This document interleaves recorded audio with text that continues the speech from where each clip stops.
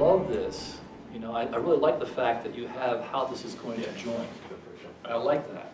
But now I'm wondering, okay, is this going to shift off if I put a lot of heavy coats on repeatedly, if I don't do them exactly perpendicular to the bar? My name is Bill Lovejoy. I am a professor of technology and operations in the Ross School of Business, University of Michigan, and I have a joint appointment in the School of Art and Design. I'm John Marshall. I'm an assistant professor in the Stamp School of Art and Design, and I have a courtesy appointment in the Taubman College of Architecture and Urban Planning at University of Michigan. We were concerned at that time, as we still are, about the loss of American craft and manufacturing. People can't make anything anymore. The course is called Integrated Product Development.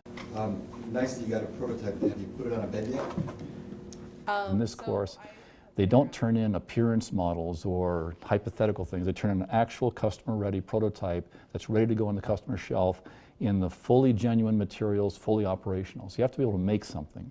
Our concept is to have a sort of an extension to your closet. I think there's something in the cleverness of the joints. If you can do that just so it's I mean that becomes attractive to a certain type of person. My contribution in this course is the design side of things. So everything from what design is, you know, how to go about doing it, how to go about thinking about it, you know, how to actually engage with craft and tools and the making of things, which is really interesting. In this course, we put together cross-functional teams. Each team has at least one engineer, one MBA, and one art and design student. We need people with organizational skills, obviously, team dynamic skills, the classic roles you play in teams. We need someone with accounting and finance skills because they compete on profits, in a way I'll describe to you in a moment.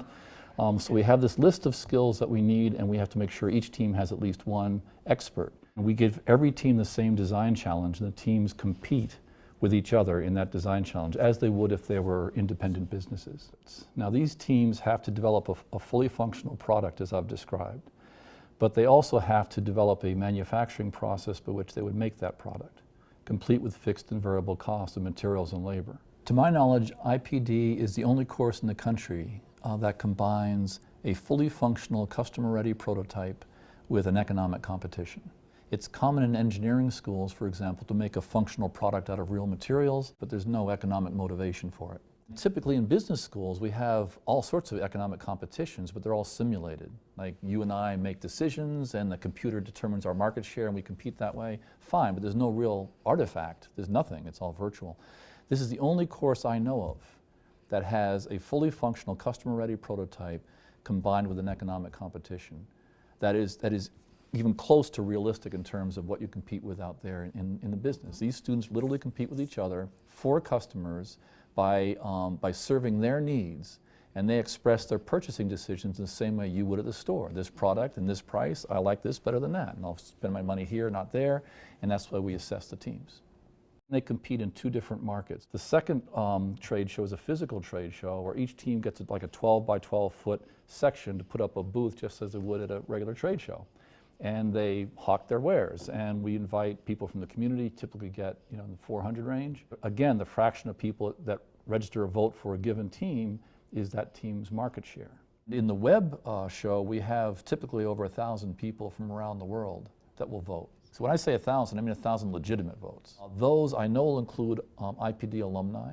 They like to vote, and they're all over the world, so they log in. We have the Tauber Industrial Advisory Board, and we know they vote. And then we have people in the business, engineering, and art schools. We know they vote. And then there's a population around the world.